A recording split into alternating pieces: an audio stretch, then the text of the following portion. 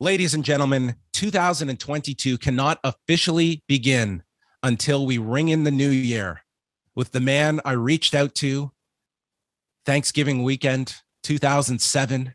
Wow. Sir, Mr. Ariel Helwani of jerrypark.com. Would you be so gracious to come on Fight Network Radio to discuss your recent exclusive with Kurt Angle? And he said, Fight Network Radio, you small timers. Sure, I'll carve out some time. And since then, I have bothered him on a yearly basis, culminating in 2021, where the man showed up 4 times at Post Wrestling. And I just went for it. I said, we've got to kick off the year right. The Prediction Show, the 10th annual Prediction Show begins now. Ariel Helwani, Independent Helwani, joining us now on the show. Hello, Ariel. Happy New Year. Hello, John. Happy New Year. I can't wait for this. It doesn't feel... I'm over Happy New Year's, if I'm being honest. I feel like, I did say Happy New Year. Yeah, that's right. I don't like that. But after January 3rd, I feel like we need to move on. But it doesn't quite feel like the year starts until we do this. Sometimes we've actually done it in December. Sometimes we've done, because you asked me so many times. Technically, I think it's 5 times in a calendar year, right? Like in the span of 365, this is my 5th appearance, correct? We did the Prediction Show last year. We did post-podcast. Was that in January or was it in December? That is a good question. I cannot exactly remember when we did that show because I'm only remembering when I released it. Yeah, I can't remember either. In any event, 4 or 5 times. Back in 2007, a huge deal for me. Of course, you reached out via email. This time, though, you reached out via text, which was very nice. Although you reached out text, put out the feeler, didn't throw out an actual date. I had to come back. That's how much I enjoy this. I come back with the day and time. True or false? Very true. What a guest I am. If a guest ever did that for me, hey, is this time and day good for you? I would go to their house, wherever they may live, and kiss their feet, if I'm just being honest. Well, I did know that you had a bit of a travel schedule, so I was trying to accommodate you. But yeah, it was a faux pas because I usually do have the specific day and time so that they don't have that wiggle room, because it is a bit of a pet peeve too when I will get a request of, hey, can you come on my show, and just open-ended. So you know what? I actually do that now. You know why? Because I say, this is my new move. Can you come on the show on Monday? Mm-hmm. Right?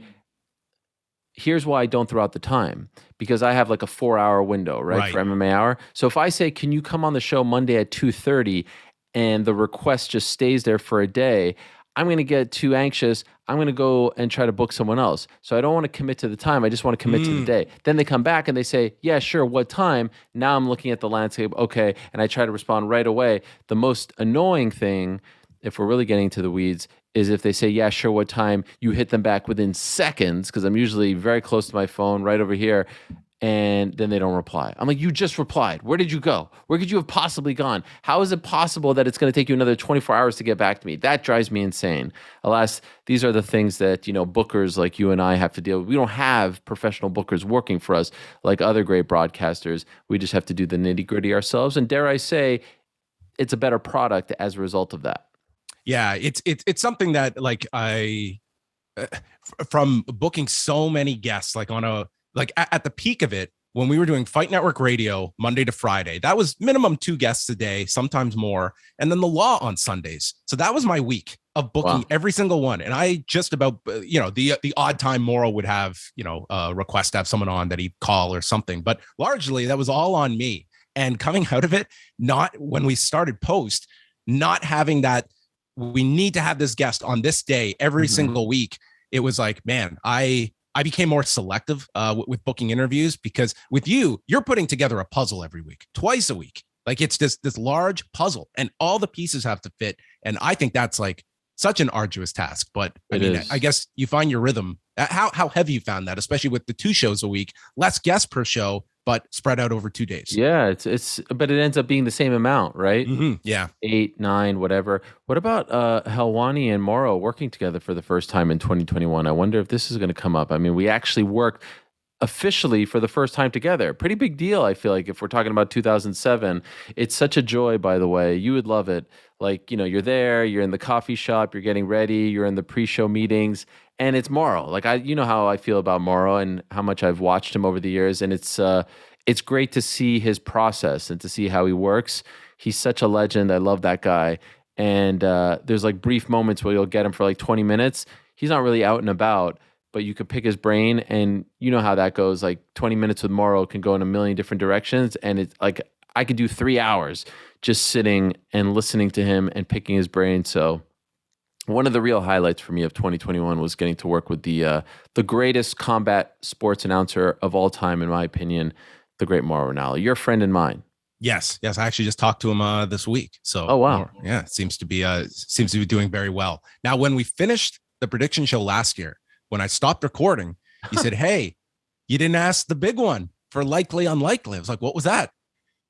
Me being at ESPN a year from now. Did I say that? You did say that after the show, and I did not ask that particular question. Wow, and I know at that point you probably did not know likely or unlikely at January of 2021. But when you go back 365 days, I would say that in the elusive Highway to Helwani Chronicle, 2021, maybe multiple chapters. Oh my God. Yes. Multiple. I mean, January to June is probably a couple chapters. And then, June to December, maybe another one. I'm guessing it would have been weird for me to say unlikely while I'm still working there. I probably would have said likely, but in my heart, that probably would have got so much attention though for this show. Yes. ESPN personality unlikely to return. I'm sure the New York Post would have picked that up. Source himself. Yeah, but I probably would have said I would have said it was like 60-40 at that point, unlikely. Like I come January, definitely come February, definitely come mid-February with that whole Gina Carano thing. I was like, yeah, I kind of feel like the end is near. So did that Gina Carano thing happen that was March, February? February. Oh, that feels so long ago. I know. It's insane. But that was really like when I think back, and when I'll always think back, that's the moment, not so much, the thing with Gina and I, just like the way it was handled. Mm-hmm. That's when I knew kind of where I stood. And while people were telling me things behind the scenes, in public, things were handled very differently, and you kind of understand, are like, all right, yeah, maybe they like you, but like they don't like you that much, and they're not going to go to bat for you that much. And so that's kind of a signpost in my brain as I look back at the year that was. That was kind of when I knew it's time to really ramp this up, because a bunch of things happened after that. Not to get into this whole story, but like a bunch of things, like that's when I changed agents and all that. Like I was like, I need to take control of this situation. I need to find out what I want to do, where I want to go, who I want to work with, yada, yada, yada. My last question before we dive into the meat of the show is that I'm sure you have followed the Ken Rosenthal story with the MLB Network. Yes. And like having, both of us, I think, have had experiences like working for big companies that in the modern media age, there are going to be ties to subjects that you might have to be covering. And when I see a story like that, I sort of just exhale, and I'm really glad I'm in this position where I am not put into any of those kinds of situations. But it's also like the reality of working in big media is that an ESPN is going to have ties to a UFC, or you are going to be working for entities like a Sportsnet and its connection where you're covering the Toronto Blue Jays and how far you can go. And it's kind of disappointing to see that that is the media landscape, but that is the reality. And the Ken Rosenthal story just kind of typified what some of the, you go too far, you're out of a job. Yeah. I mean, amazingly for him, I've always felt, maybe rightly or wrongly, that those particular jobs, NBA, TV, NHL Network, MLB Network, NFL Network, there's some compromising having to be done, because like it's the freaking league that runs it, at the end of the day. And so I don't feel like those jobs, and maybe this is unfair on my part, are truly independent. The fact that he was able to stick around for 12 years is pretty damn amazing. But yeah, that's absolute nonsense. I mean, he's one of the most respected reporters in baseball. I would say he's 1 and 2 with Jeff Passan of ESPN, and he's been doing it longer. He seems to be respected by everyone involved, and then he just gets unceremoniously dumped like that. Thankfully for him, works for Fox, works for The Athletic, so it's great that he has those other gigs, and it doesn't seem like those will, present any issues. But Fox is a broadcast partner. I'd be shocked if they got rid of him or anything like that, because they're in bed with MLB. It's just tough. It's tough in 2022, 21st century. It's really tough to do quote unquote journalism. And whatever your take on journalism may be, it's tough to keep it real. It's tough to say the truth, report the truth when you're working for a rights holder. It really is. And that's one of the main reasons why I wanted to go to Vox, one of the main reasons why I wanted to work with The Ringer, because there's no ties there. There's no ties to any of the MMA organizations. I don't have to be told what to say, what not to say. I don't have to worry about X, Y, and Z. Like, there's a ton of guests that I've had over the past 6 months that I never could have had on my ESPN show.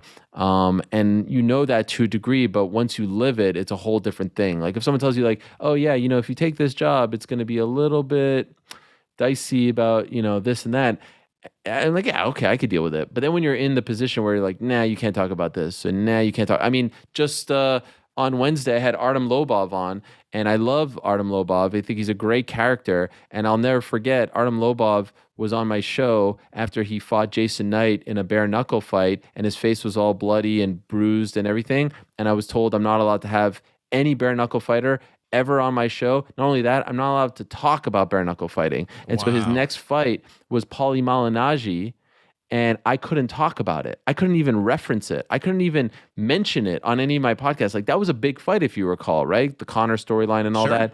And my theory is, I was told it's too gruesome. I'm like, we're covering cage fighting here. What are you talking about? My theory was someone in another state on the West Coast said ESPN shouldn't be covering this. So if you notice, they don't really cover it. And I'm not a big bare knuckle guy, but Artem's an MMA guy. That's an MMA story, right? Just like when Tyron Woodley's fighting Jake Paul in a boxing match, that's an MMA story. To me, Artem fighting Paulie Malignaggi is a story born out of an MMA rivalry, right? With Conor and Paulie and all that stuff.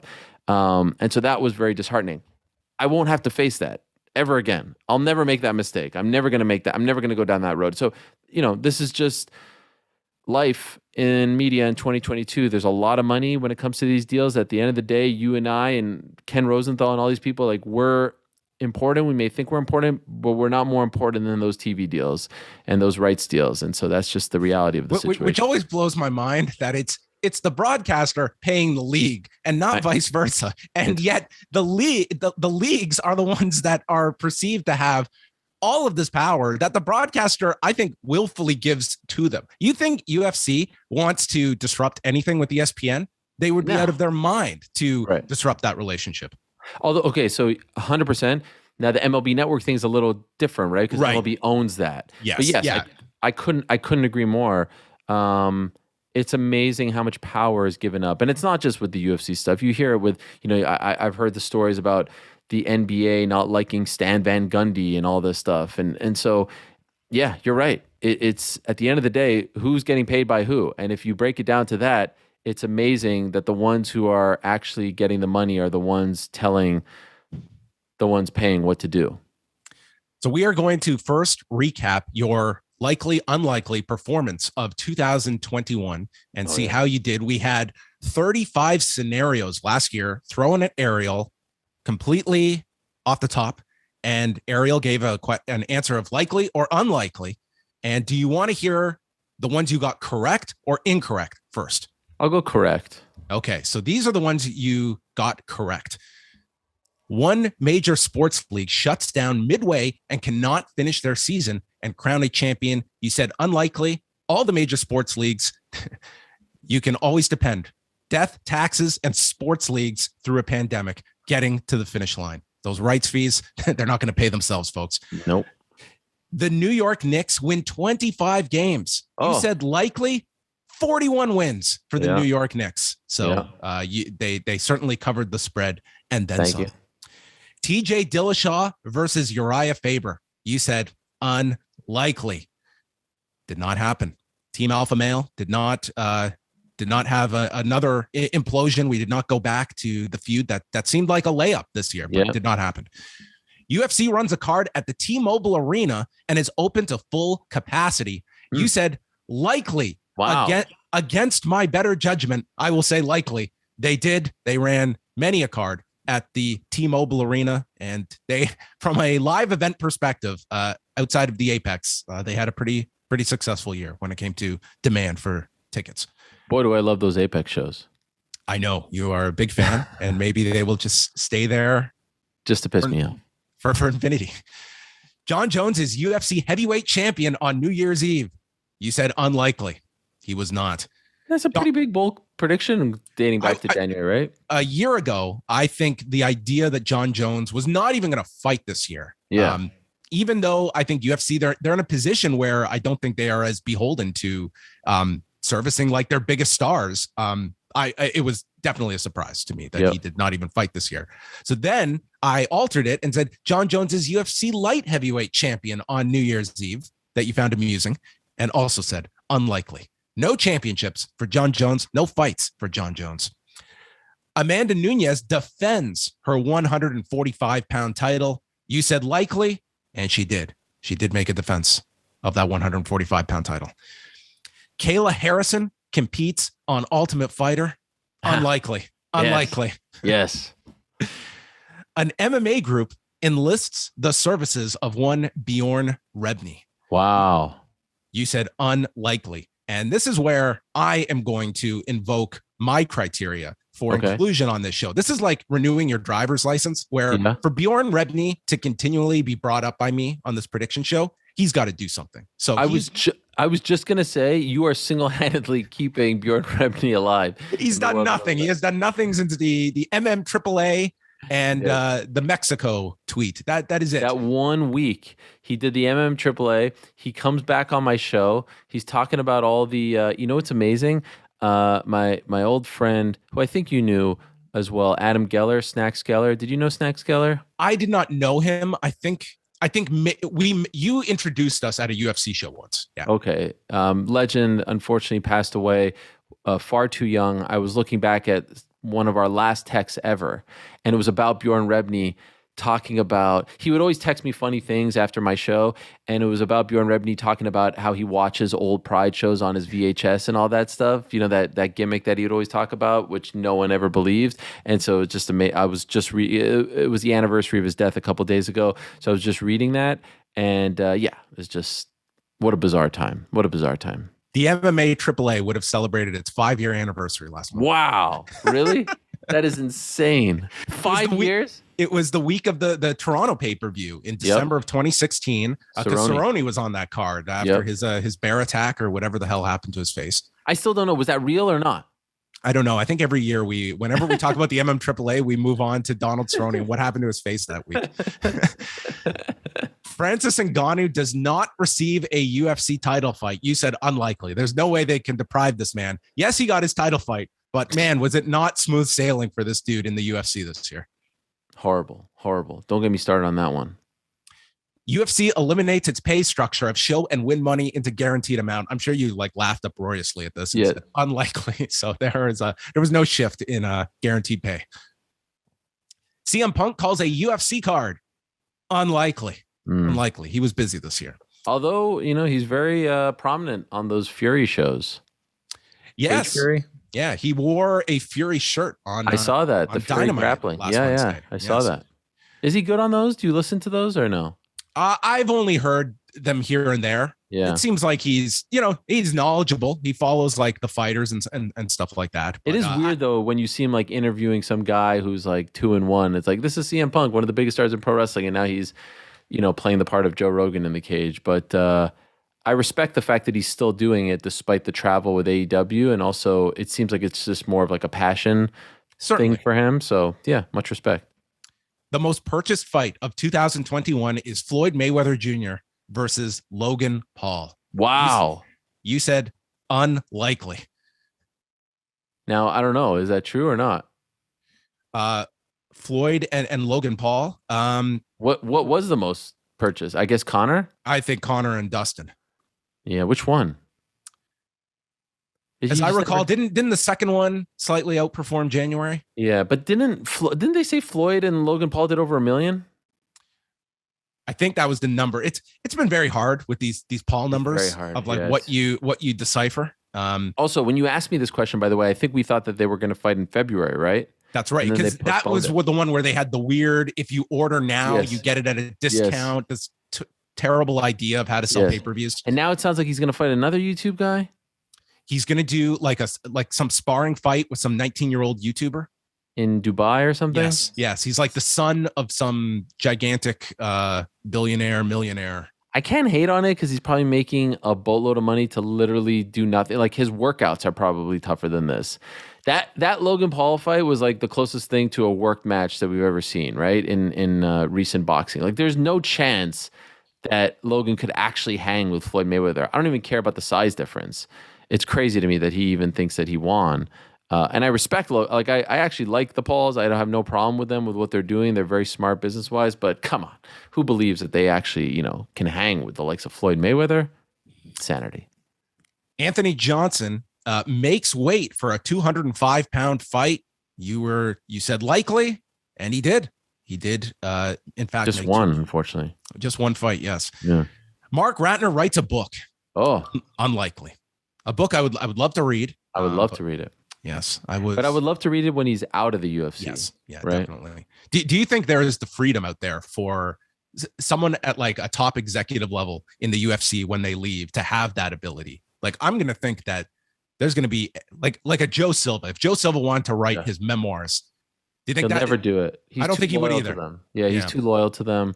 And or it would be a terrible book because I think it would be a very much like if you're not going to give everything, like Joe Silva, that could be a fascinating book, but I don't. Oh, absolutely fascinating. I mean, I'd love to. Honestly, I think like a Lorenzo Fertitta book would be interesting, just because he's not that much of a quote unquote open book.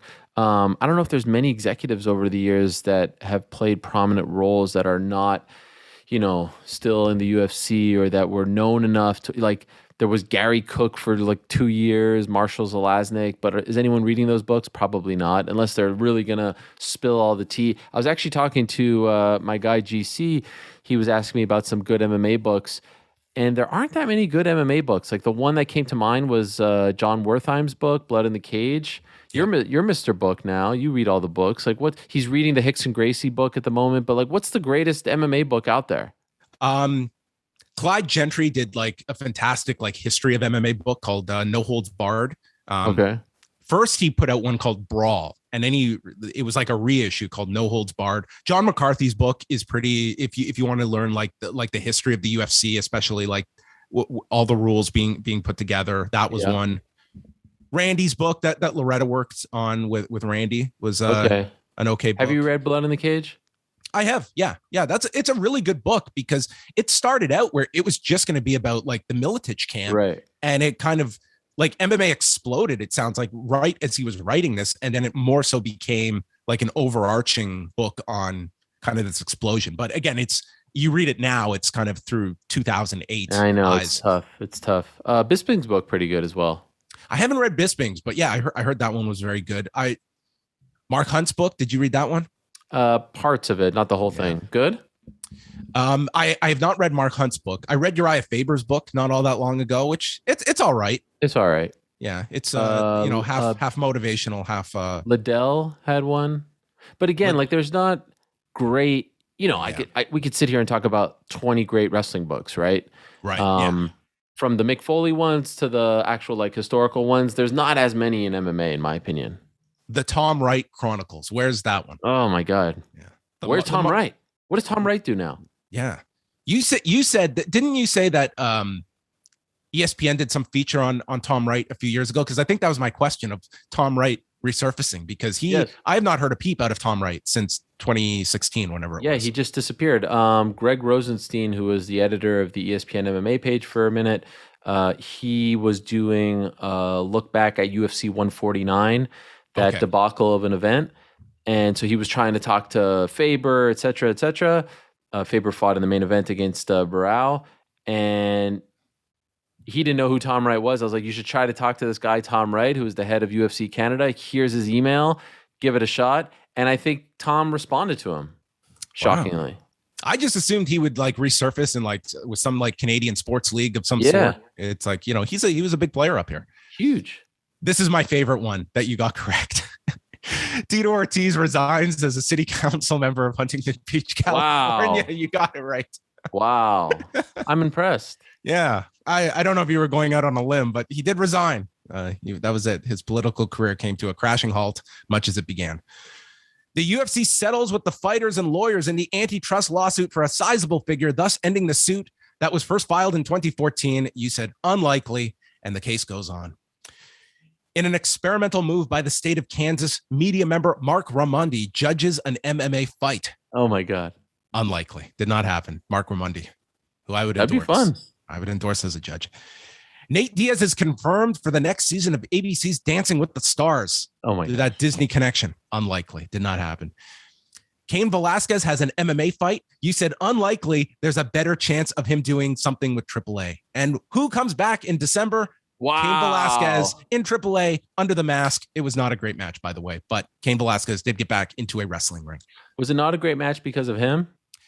No, it was more so the crowd was like, it ended up like the crowd just shifted and was more into like LA Park than they were Cain. And I think Cain was a little thrown off by like the boos he got. It was like not all on him. It was like, it was a trios match. Yeah. I'm fully expecting that he's going to continue to try and get the pro wrestling train back on track. He got severely derailed going the WWE route. That was a terrible decision in hindsight. I mean, I'm sure he got paid a hell of a lot more, but yes, as far as his career momentum, just an absolute. And signed at a time when you wouldn't think that signing a big contract, I might get cut. Like this was, I know. WWE was not in the cutting, right, splurge that they are in now. Brock Lesnar appears on DC and Helwani, which really does show you how much has happened in a year. No Brock Lesnar. Sad now. Jeez. You did say unlikely. Okay. Logan Paul puts out a video using the hashtag Helwani Boxing. That was unlikely. I don't think that did happen. So you got that one correct. Dana White. We took a selfie together, but yeah, that's pretty much it. You came close. Dana White and the UFC launched their own news site. Unlikely. Would not. That's an interesting one. Yeah. An interview is conducted with Prebeck. Sadly, you said unlikely, and sadly, it was in fact unlikely. Can I just tell you something? He's the new Bjorn. It's like where is he? Where's Tom Wright? There's a part of me that is fearing the worst now with Prebeck. Like, how do you just disappear? You know, it happens. I mean, it happens like with some people that. I mean, we're in this culture where it's like everyone has like at least that you interact with probably has like a public profile, and some people maybe just completely want to be off the grid. Hopefully, I mean, I respect it tremendously. It's crazy. He was just there, and then he wasn't there. And then the last one you got correct. The recipient for Poster of the Year on the 2021 Helwani Knows Awards goes to Robert Pearson. He would have got my vote. You said unlikely. Why did I say unlikely? I don't know. Too self-serving? It could have been. That might have been your description. But Robert Pearson, what an MVP behind the scenes at both Post Wrestling and the empire of Ariel Helwani. He's the connective tissue between us. I got to tell you, I'm such a big fan of that guy. He is so freaking talented. The way in which he does I don't know how he does it. I don't know how he does it so quickly. What a lovely guy. I'm a big fan. He's a guy that just out of the blue, he will send me like a nice message wishing me like a Merry Christmas, but he'll personalize it as well. So it's like maybe he's just inserted my name, but he's gone to the trouble of changing the name if he's sent it to multiple people. No, he's just a genuinely great human being. Couldn't agree more. One of those beautiful byproducts of this job that we have, like you just meet these people, right? It's like the DC and Helwani picks. He just like, hey, I was bored and I made this. And then it led to all this other stuff. You meet these amazing human beings who are just kind and supportive, good-hearted, and you don't know why. You don't know why they are compelled to do these things for you and to reach out to you, but it's just like the best part of this job is meeting those people from all walks of life that you never would have met, you never would have interacted with if you didn't have this job. It's an incredible thing. All right. I'm going to quickly go through the ones you got incorrect sorry. Before we go into the new ones. So the Toronto Maple Leafs reached the second round of the NHL playoffs. You said likely. They were out in the first round to by Montreal. By who? Yeah. The Montreal Canadiens knocked them out, sent them to Toronto, go back into quarantine. That's right. A beautiful thing. Although you guys are in a much better spot than we are right now. I guess so. Yes. There are 0 NBA games on Canadian soil this season, and I specifically said not all of 2021, but the current season they were in. You did say unlikely, and the Raptors played in Tampa for the 2020-2021 season. Mm-hmm. The Buffalo, this was definitely a deceptive one that I threw at you to pull at your heartstrings instead of your head. I said the Buffalo Bills returned to the Super Bowl, and they did not go to the Super Bowl. You said likely. I think you had to. They ended up facing the Colts in the first round, and that was that. No. What happened? Give us our credit. Beat the Colts, beat the Ravens, lost to the Chiefs. Okay, I've got here the Chiefs at the end. You could have told me any scenario, and I would have just agreed with you. Number of NFL games John Pollock watched? 0. I know. On December 31st, 2021, Conor McGregor is the UFC lightweight champion. You said likely. Bellator airs at least one card on CBS. You said likely to that. Did not happen. How about this one? Khamzat Chimaev only fights once in 2021. You said unlikely. Wow. He had one fight this year. Wow. To coincide with the 20th anniversary of the UFC purchase, Lorenzo and Frank Fertitta are inducted into the UFC Hall of Fame. You had said likely. No love for the Fertittas. Crazy, right? Snubbed by the Hall of Fame committee. Yeah. The wall at the apex. Sage Northcutt fights for one championship. You said likely, and you estimated between 3 and 4 billion people would watch that fight. So did not happen. No Sage. And he was booked to fight. He was booked to fight Shinya Aoki, remember? That's right. It fell apart. An on-set appearance at either a WWE or NXT kickoff show. You had said likely. What is an onset? Oh, for me? Yeah. So appearing on the kickoff, but not from the famous Helwani book backdrop. Right. Yeah. Didn't happen. Although, I mean, I was backstage at Survivor Series. That's true. You were there. Did you technically appear on the kickoff? That's where we. No, I did not. I did not. And this last one, I cannot 100% say whether it happened or not, but you put pen to paper or finger to keypad, you start writing Highway to Helwani.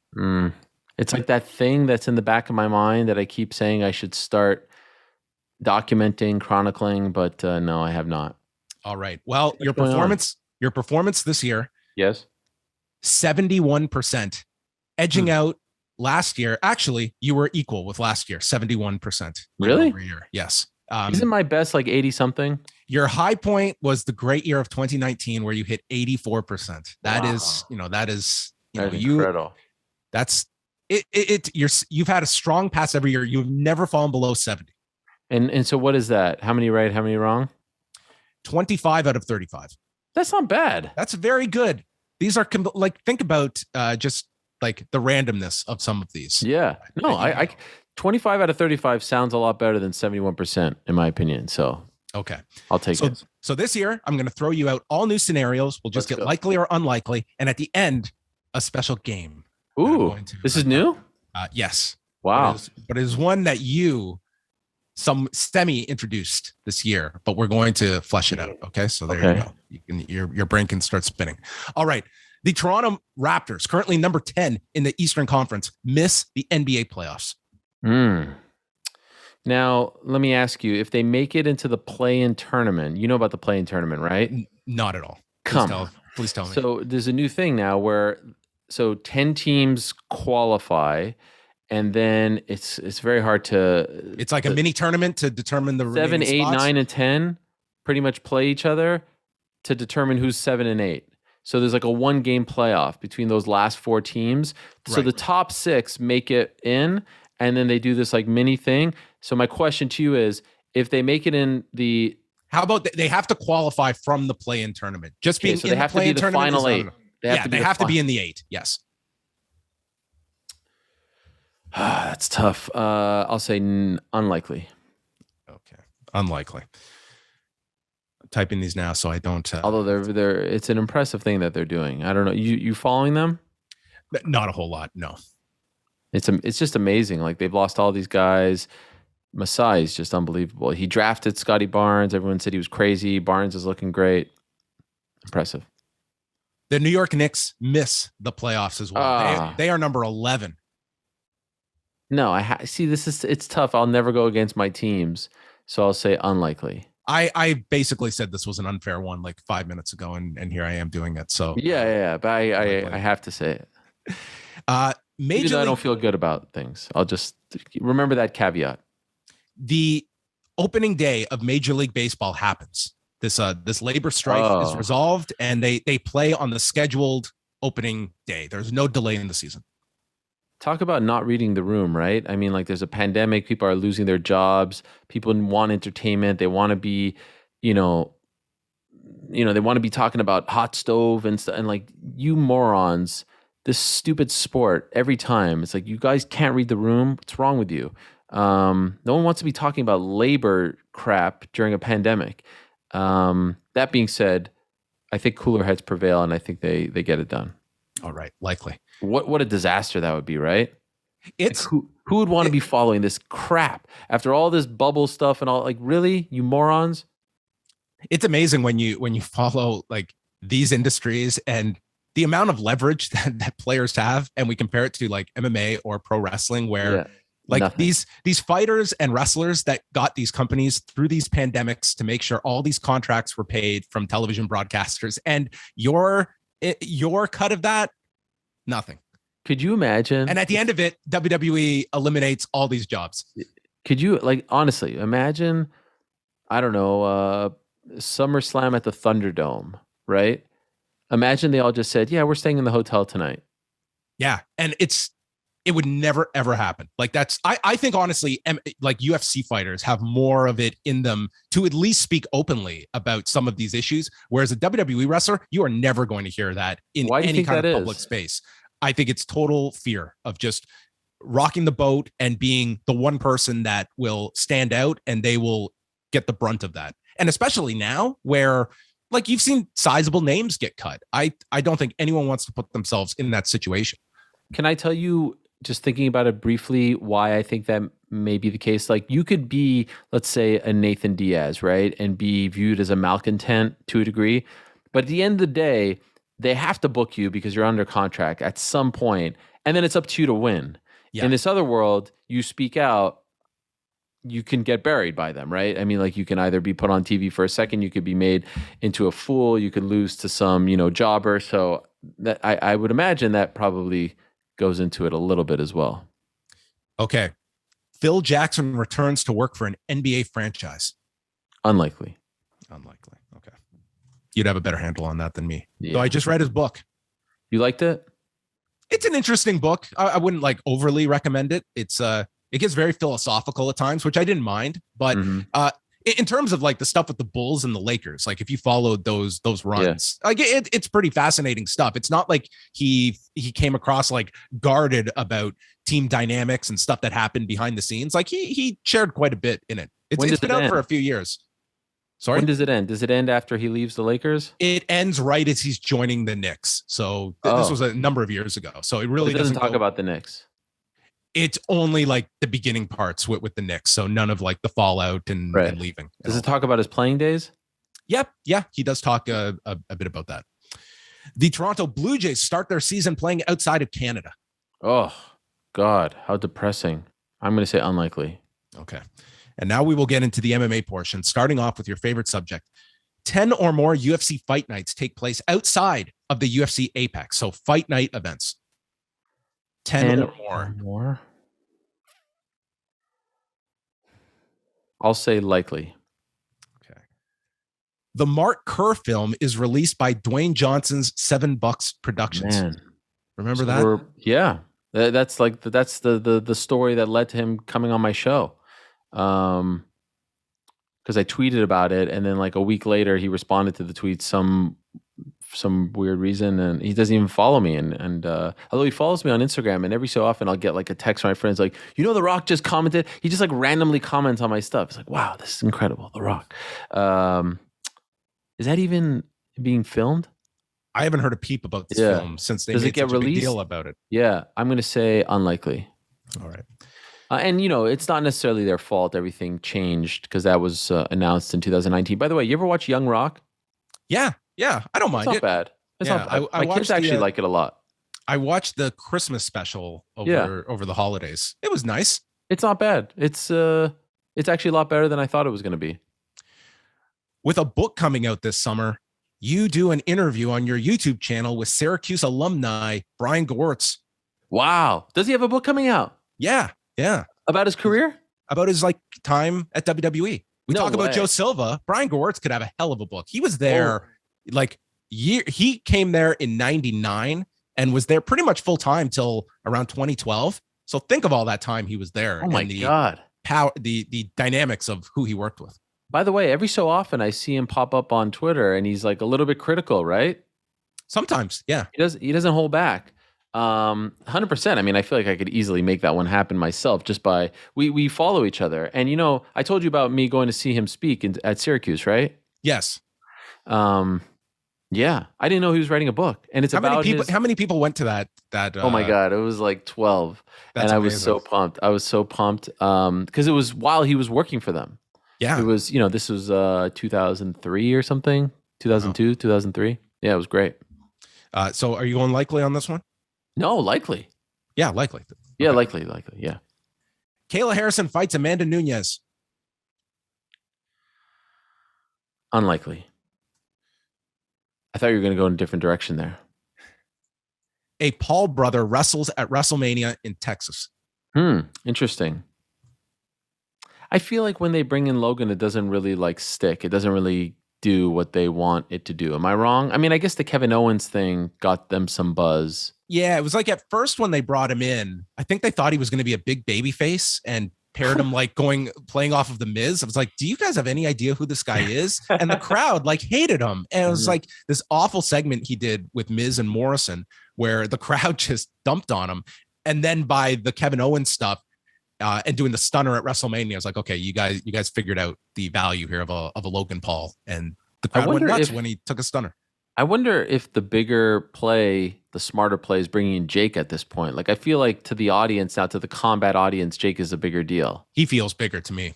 Yeah, because throughout their, lives in the media, Logan was always the bigger deal. I'm going to say unlikely. All right. Charles Oliveira is lightweight champion at the end of the year. He runs the lightweight gauntlet. I'll say unlikely. All right.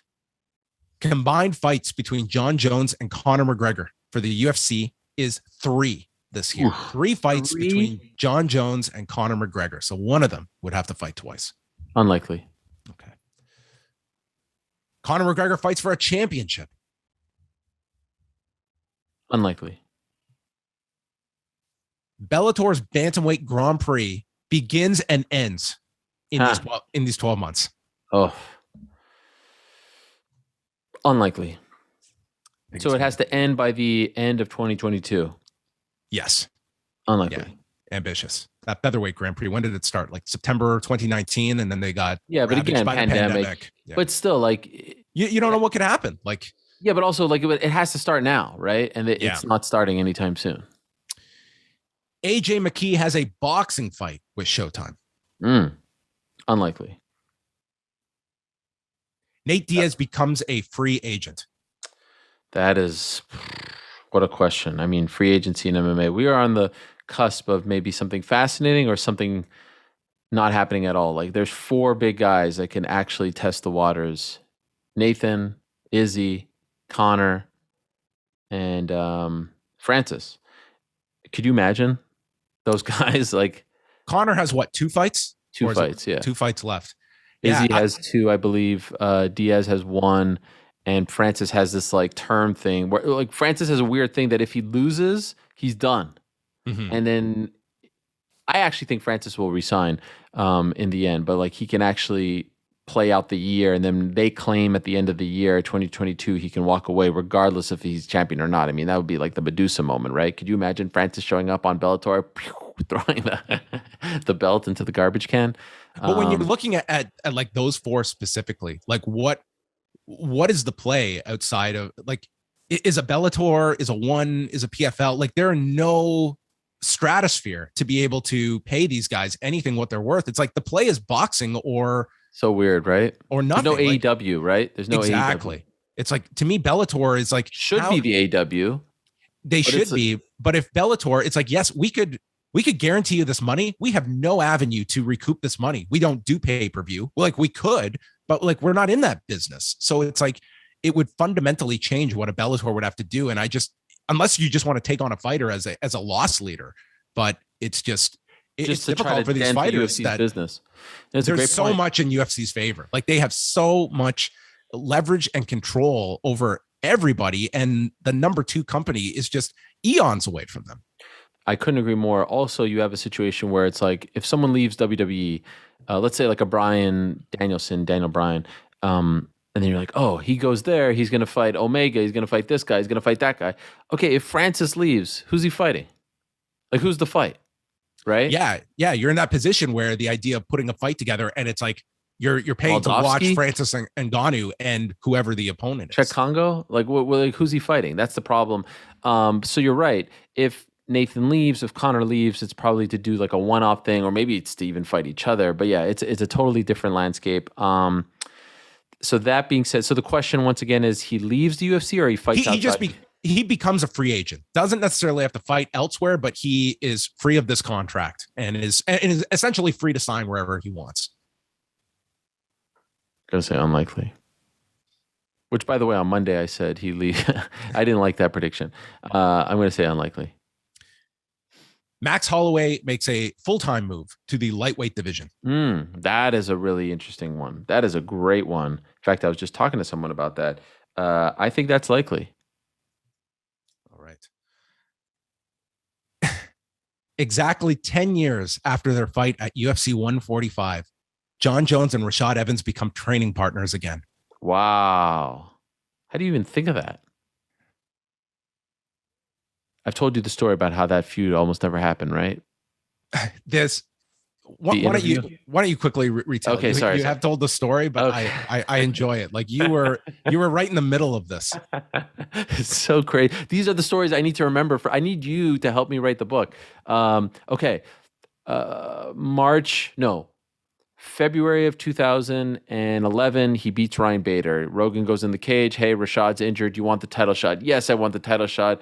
Oh my God, what's going to happen to Rashad? We're going to get Jon Jones versus Shogun Rua, March of 2011, Newark, New Jersey, UFC 128. I'm working for Versus. Versus is putting on like 4 of those events a year for the UFC events. The next one coming up is Martin Kampmann versus Diego Sanchez in Louisville, Kentucky at the KFC Yum Center. So they send me to Albuquerque to do a sit down with Jon Jones, and they to do for the pre-show as a interview leading up to the pay-per-view coming up in 2 weeks. So we do this interview, we talk about all the stuff, his career, blah, blah, blah, blah, blah. And I ask him about Rashad, and I ask him if he wins, would he fight Rashad? And he says yes. And I'm like, whoa, that's a big deal. Now, this isn't a live interview, but, obviously huge deal.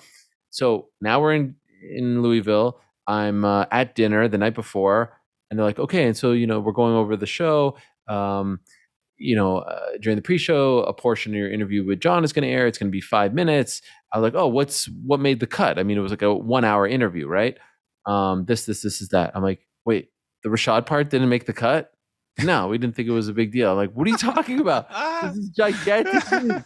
If I didn't ask that question, it's like 700,000 buys, guys. This fight did approximately. Now, okay, at some point it probably comes out, right? But the crazy thing is, I asked the question. They say, "Oh my God, okay." So what we end up doing is it's too late to insert it into the piece. So what happened was they played the piece. I came back on camera. I think I was actually with Molly Karam, who now is on First Take. She was the host. And then I say, and oh, by the way, I asked him about the Rashad, and we just played that specific thing. So it was salvaged, but it was very clear if you knew what was going on that this wasn't originally a part of the piece. And then the whole thing, blew up into a whole big deal, and Rashad got upset and all that stuff. It's just amazing to me that if I didn't ask, oh, by the way, what made the cut? Who knows what happened to that moment and that soundbite. So anyway, going back to your question, no, unlikely. Although it would be a great story. And I could see Jon doing something like that, but no, I don't think so. You know what their team name would be called? The Anti-Jaxers. Wow. That is good. That is true. Yeah, you know what? Now they're both. But here's the thing: his beef isn't with Greg Jackson; it's with Wink. I know. I'm more so. It's a good name. It's a clever name. The anti-Winkles are not as not going to get a laugh. Dustin Poirier fights for the UFC welterweight championship. Wow, man. The thing is, Usman's fighting Leon Edwards probably, but he's only going to fight him in like May, June, July. Nah, I'm going to say unlikely. Because then like a Khamzat or something will be ready. Daniel Cormier is inducted into the UFC Hall of Fame. Good one. They haven't announced the nominees, right? Or the inductees. No. Man, I could see it. I mean, it's so hard. Who the hell knows how they pick these people? But I'll say likely. I think when you weigh in all the different factors, connection to the company, recent retirement, still very much in people's immediate memories. Like it has kind of followed the path of like a retirement and go in. Stipe Miocic fights, just period, has a fight. Also a weird one, but I'll say likely. Chris Jericho has a wrestling match with Jorge Masvidal in AEW. Ooh, wow. Did that big angle. No follow-up as of yet. Does anyone care about the ATT angle? Like, I feel like no one cares about it. It's I enjoy Dan Lambert. Right? It's still going. It's kind of there. It's not like the hottest thing. But the wrestlers aren't it. Like the MMA fighters aren't wrestling, right? No, they haven't been present for some time. Lambert is with the two guys? Ethan Page and Scorpio Sky. He's like their manager? Yes.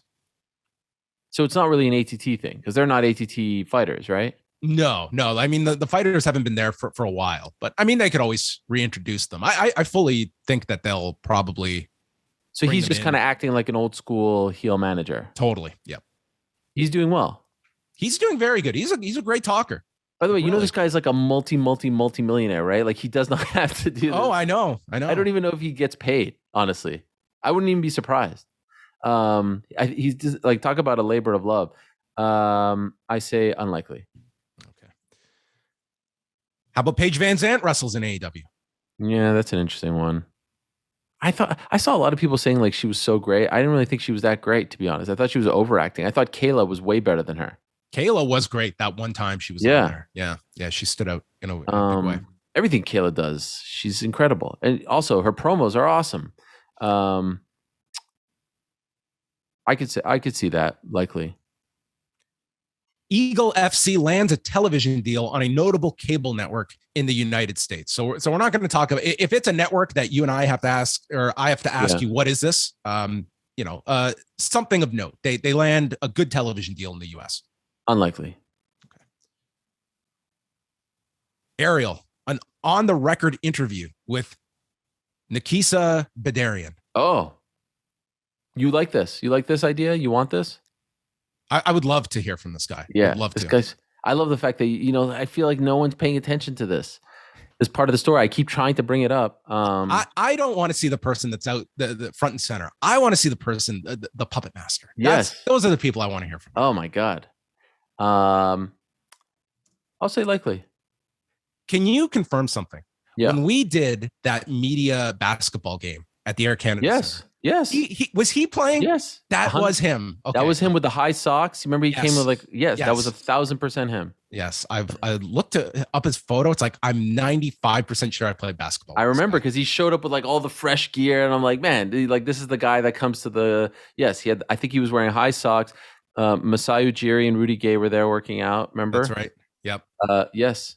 Shout out to Steve Keogh for putting that together. We all got jerseys. That was, to me, that was like the heyday of MMA media, right? I mean, it just felt like we were, there wasn't as much tension between the UFC and the media. It was a great time.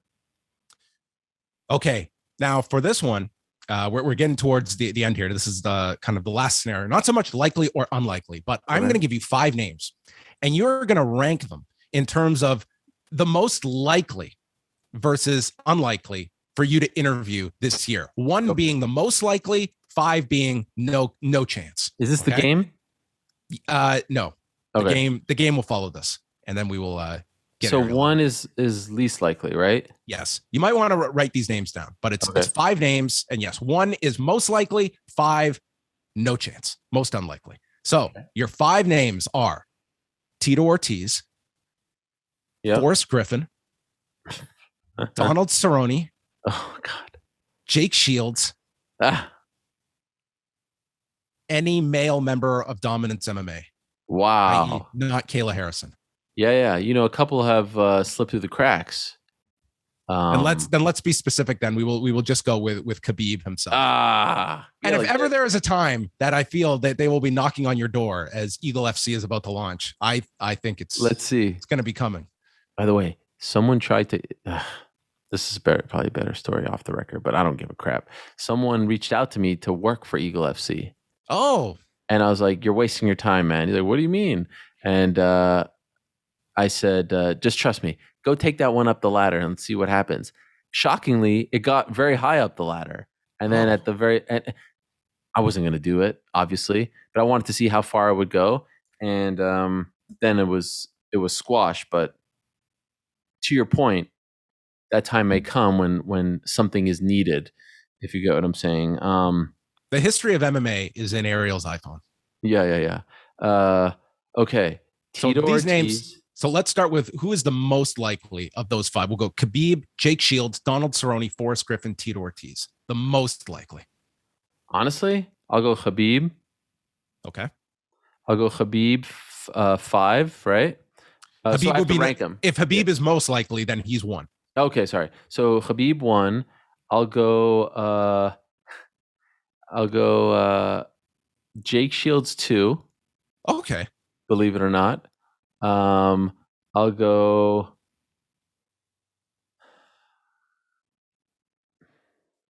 Forrest. I'll go Tito 3. I'll go Cerrone 4, Forrest 5. Forrest 5. So I tried to combine like ones that might be difficult, but also ones would you want to do these as well? I wanted to. I mean, the majority of them I don't want to do, but I know. if I'm being honest, but those are the Forrest company guy. Cerrone will probably not happen, but I have to put him in there.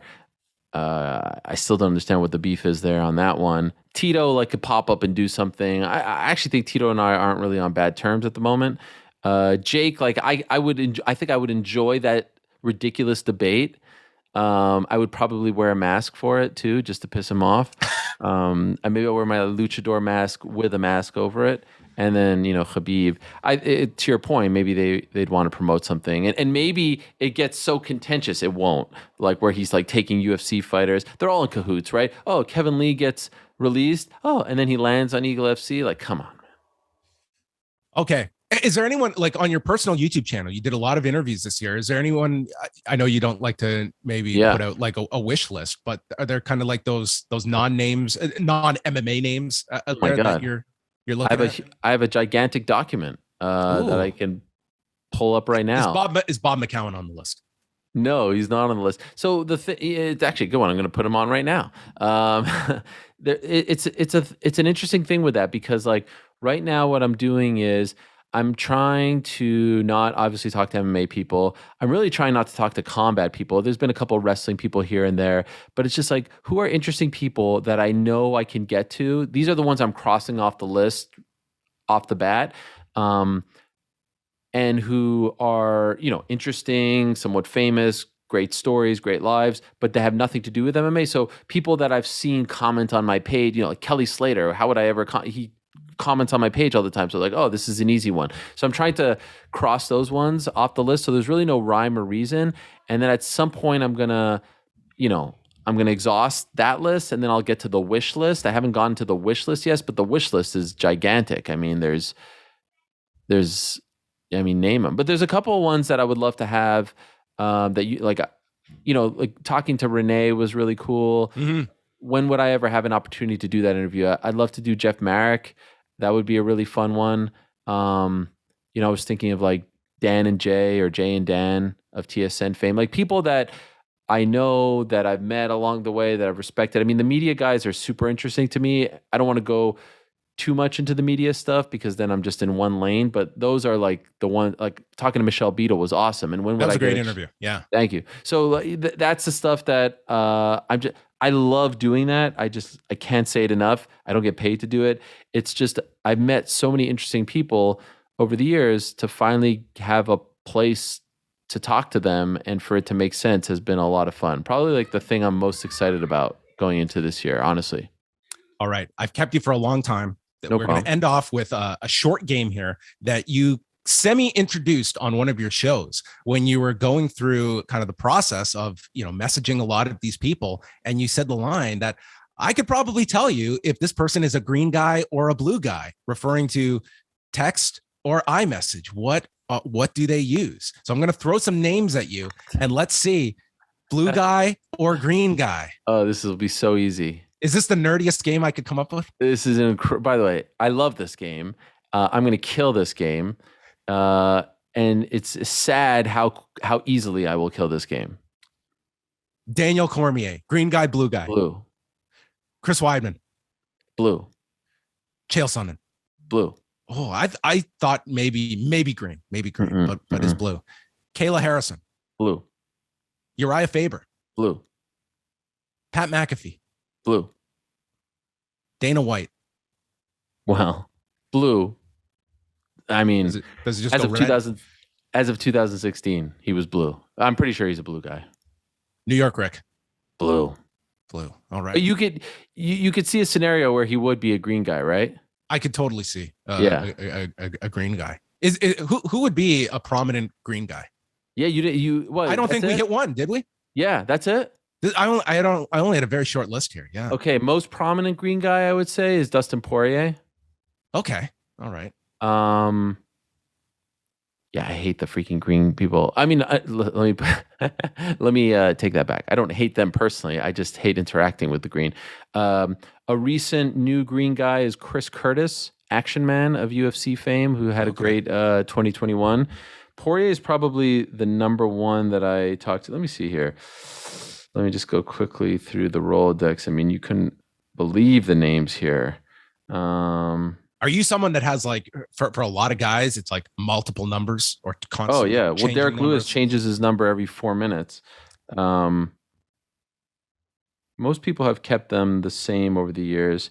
Yeah, I'm looking here. I've seen just one green, but it's How about a non-text guest? Someone that you've literally got to contact through other means. Is there anyone that comes to mind? Like a DM? Someone, I guess it could be a DM or someone that you literally have to pick up the phone if you want to book this person. There's no one that I have to pick up the phone. Yeah, there's very little green people. Dustin probably the most notable.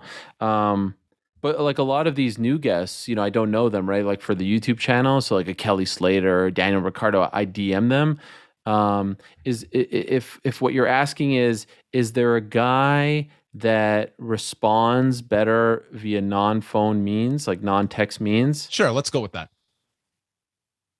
I'll tell you who I have more success with responding to is Connor on DM. Mm-hmm. Izzy DM. All right. The crazy thing is like you could give me the whole roster and I could tell you the best way to get in touch with this. Like, you say Francis, I'll tell you WhatsApp. You say is WhatsApp prominent? Oh, huge. A lot of people that you interact with? Gigantic, especially with the like if they're European, I go to WhatsApp first. Mm-hmm. There are some people that you will text and be like, "Oh, I never check my text. You should check me with." I was like, "What? How do you not check your text?" That's bizarre. So if they're European, honestly, I'll say if they're international, like like a Kai Kara France, like all the New Zealand guys, the Australian guys, WhatsApp. It's really just the American and Canadians that I go to iMessage first, but all those other guys, like a Whitaker, WhatsApp. I don't even know if like Whitaker's a green or blue guy because it's always WhatsApp with them. Wow. Well, there we go. Is this fascinating? I don't know. I love this stuff. I love this stuff. I love chatting with you about like how the sausage is made, the booking process, the headaches that must come with it.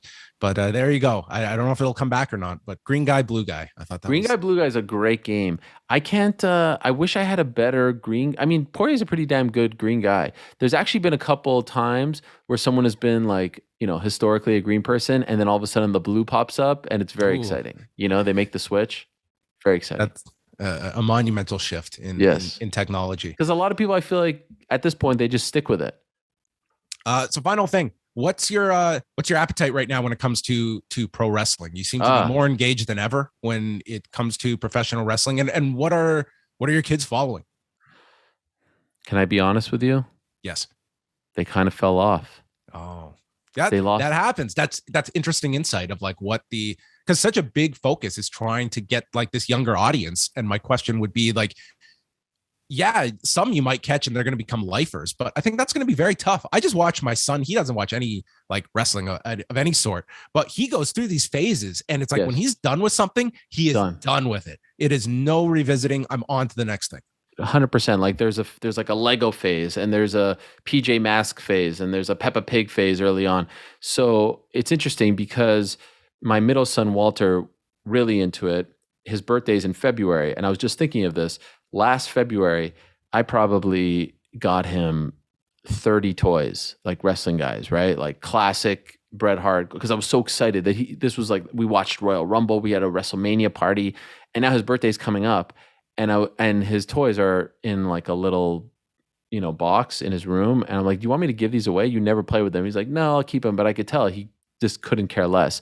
We watched day one together. They were sort of into it, but there were guys like Madcap Moss, and they had no idea who that was, right? So that just goes to show, I don't know. It's weird. SummerSlam, I think it peaked. We went to a SmackDown show that they were really into it. And I actually thought the SmackDown show, because we sat so close, would put them over the edge and they would become even more into it. And something else happened. Very bizarre. I am really liking AEW. I really enjoy AEW. To me, and I know this will sound weird, has a very 1999-ish WCW vibe to me. And I know that's not a great era for WCW, but it was always like, it was so different than WWE, and I just wanted to see what they would do to switch things up and to disrupt, that I was really into those pay-per-views back then. I like the fact that they don't do a pay-per-view every month. Mm-hmm. It's a little bit hard to tell, like Rampage, the Dark, there's like a lot going on, I feel like. But I enjoy the Wednesday product. I don't really watch the Friday show because the Friday show is taped, right?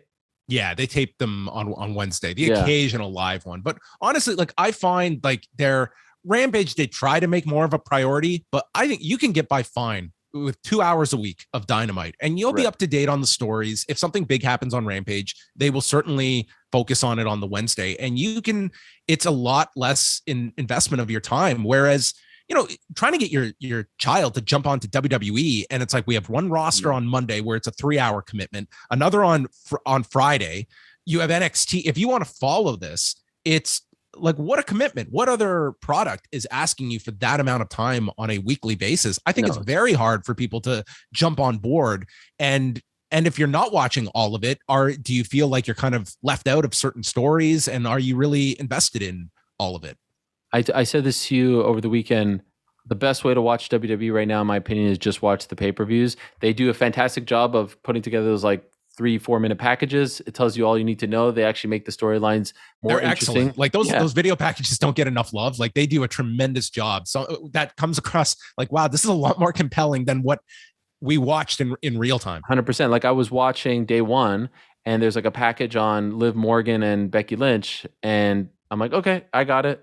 Now I'm ready for the match. You know what I mean? I didn't have to sit through a month. So number one, love the Saturday pay-per-views. I hope they remain. They're doing a lot of those this year. There's a few Sundays, but Saturday seems to be the big night that they're shifting to. I'm very excited about Lashley Brock, although I think it should happen at WrestleMania, and it's happening too soon. I know that's a weird thing to say considering Lashley's been trying to get this match for like a decade, but it feels like they just stepped in something and they're like, oh, we need to go do this right now. I know they have their WrestleMania plans, but to me, it's fresh, it's fun, it feels big. save it for Mania. Have Lashley win the Rumble, save it for Mania. Are you going to the Rumble? That is up in the air. So my deal with BT is to go to the 4 big ones, but they haven't told me because of all this, travel craziness. That was the original plan, but I don't know if things have changed now. So the plan would be to go to Rumble, Mania, SummerSlam, Survivor Series. It was fun to do the Survivor Series stuff. But even like that car, I felt that car was very still. I mean, other than Becky and Charlotte, it was very still. I hate these non-title main events and the guys wearing the t-shirts and blue and red. And I'm not into any of that. So wrestling is interesting. I feel like it was a little hotter a few months ago, like September, August, when AEW was really coming strong. But I really like it. And honestly, the number one thing that I really like about AEW right now is like, you see on Wednesday, I was watching, I just saw the main event. I saw Jungle Boy come out and everyone's like into his entrance. And and you look at people and they're having fun. And it's, you know what I mean? Like, it's like, wow, this is cool. It feels like a cool club. And I always say that's such a big appeal is that you watch it and through the characters, the music, you watch those shows, you want to be in that crowd. And that to me was always an appeal with ECW. It's that it's a commercial for selling tickets as well, because you can watch an AEW show and you very much want to be part of that crowd. They do such a great job. Like the Adam Cole entrance is amazing. The Orange Cassidy entrance is great. I'm a huge MJF fan. I think he's an amazing talent, probably the best heel in wrestling right now, in my opinion. Honestly, even better than Roman Reigns as far as like feeling like it's real. Anyway, I'm into it. It goes through peaks and valleys. I feel like Roman versus Brock. I love when there's like a big match coming up at WrestleMania and you're like, this is going to feel special. And I hate when it feels like it's cobbled together. I thought last year was like a little weird, the triple threat main event. I didn't love it. I don't like the 2-night WrestleMania thing. I'm kind of going all over the place. I liked it when it was NXT. I hate NXT now. I can't even watch it. It's unwatchable. Wrestling should be fun. It shouldn't be a bear. Shout out to guys like you and Wei and everyone who like do this for a living and have to go through all this stuff. It's a bit depressing at times when you see all these releases, and it's hard to root for something like that when you see all these releases. But overall, I mean, as I've said, I think it's in a better spot than the world of MMA, per the point that we were talking about earlier, where there's an option for guys, right? There's an option for guys and girls to go somewhere else to have some kind of leverage. It's not a ton. Sad to hear about Ring of Honor. The GCW stuff is cool. And what I'm really looking forward to, John, is the debut of the Freddie Prinze Jr.